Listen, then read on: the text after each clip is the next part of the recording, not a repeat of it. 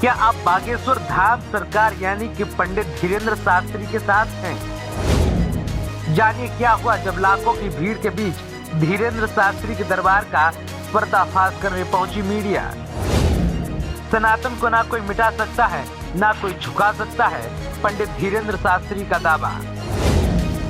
नागपुर की एक समिति ने दी थी पंडित धीरेन्द्र शास्त्री को चुनौती, चमत्कार देखकर सभी रह गए दंग। बागेश्वर धाम सरकार की चमत्कार देख दुनिया बोल उठी, सनातन धर्म जिंदाबाद।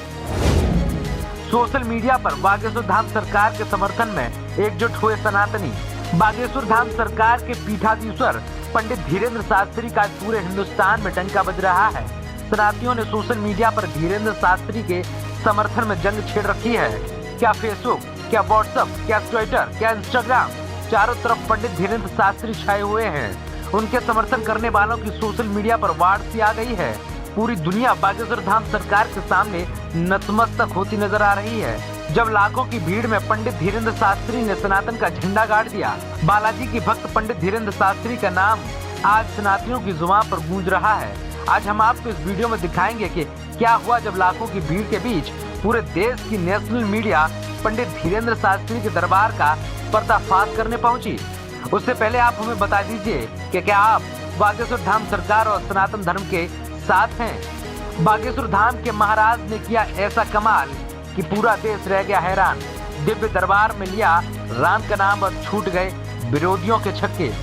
बागेश्वर धाम के प्रसिद्ध संत आचार्य धीरेन्द्र कृष्ण शास्त्री ने 9 दिवसीय श्री राम कथा बांटने के लिए रायपुर आए थे।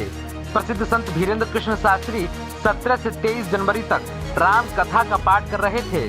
20 जनवरी को बागेश्वर धाम के पीठाधीश्वर और कथावाचक पंडित धीरेन्द्र कृष्ण शास्त्री का दरबार लगा तो उसने पूरी दुनिया को चौंका दिया। इसमें बागेश्वर धाम सरकार श्रद्धालुओं की समस्याओं का समाधान किया। इस कार्यक्रम में भाग लेने के लिए देश के विभिन्न स्थानों से श्रद्धालु पहुंचे थे। दिव्य दरबार के दौरान धीरेन्द्र शास्त्री ने दावा किया था कि कोई भी मीडिया पर्सन खड़ा हो, चारों पंडाल की लाखों की भीड़ में से किसी को भी उठा लिया जाए, उसके बारे में पहले से ही पर्चा लिख देंगे और उसके बारे में सब कुछ बता देंगे। जिसके बाद पत्रकार ने एक बीमार बच्चे के साथ आई महिला को भीड़ से उठाया। मंच पर जब महिला आई तो आचार्य धीरेन्द्र कृष्ण शास्त्री ने पत्रकार से पूछा कि जिस महिला को आप लेकर आए हैं, क्या आप उसके बारे में जानते हैं, क्या उनका नाम जानते हैं? तो पत्रकार ने कहा कि नहीं। आचार्य धीरेन्द्र कृष्ण शास्त्री ने महिला से उसके बच्चे का नाम पूछा। महिला ने कहा दिव्यांश सिंह। बच्चे को चलने फिरने में समस्या थी, बीमार रहता था। इसके बाद फिर जो हुआ उसे देखकर सब हैरान रह गए। आचार्य धीरेन्द्र शास्त्री ने पहले से लिखा पर्चा महिला को दिखाया, जिसमें पहले से लिखा था कि महिला बच्चे को लेकर परेशान है। बच्चे का नाम दिव्यांश है। नसों में परेशानी के कारण वो चल फिर नहीं पाता है। बच्चे को झटके आते हैं। परिवार में आर्थिक परेशानियां हैं। परिवार कुल देवता कोई माता है। इसके बाद धीरेन्द्र शास्त्री ने महिला को 2 मंत्र बताए और कुल देवी की पूजा करने की सलाह देते हुए कष्ट दूर होने की बात कही।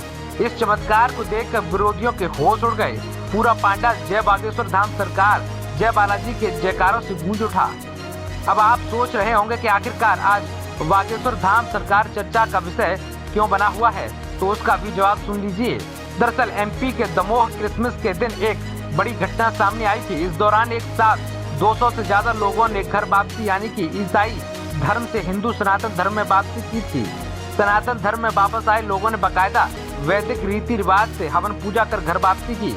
दावा किया जा रहा है कि ये लोग ईसाई धर्म में घुटन महसूस करते थे और इसी के चलते ये लोग अपनी मर्जी से वापस अपने धर्म में लौट कर आए हैं। इतना ही नहीं, सनातन धर्म में फिर से आए लोग प्रसिद्ध बागेश्वर धाम के पीठाधीश्वर कथावाचक पंडित धीरेन्द्र कृष्ण शास्त्री के पास भी पहुंचे थे, जहां कथावाचक ने इन लोगों की बातों को सुना और घर वापसी पर खुशी की जाहिर की।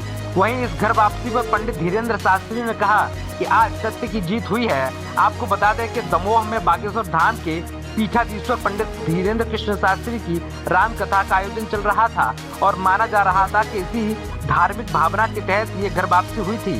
अहिवाल समाज के लोग 200 की संख्या का दावा रख रहे हैं।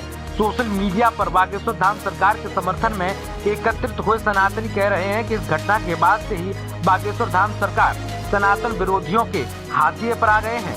उन्हें बदनाम करने की साजिश रची जा रही है। लेकिन 20 जनवरी को जो हुआ उसे पूरी दुनिया को चौंका दिया। बड़े से बड़े धुर विरोधी भी बागेश्वर धाम सरकार के सामने नतमस्तक हो गए। बागेश्वर धाम सरकार को लेकर आप क्या विचार रखते हैं? अपनी राय हमें कमेंट करके जरूर बताइएगा। Bureau report, NF today.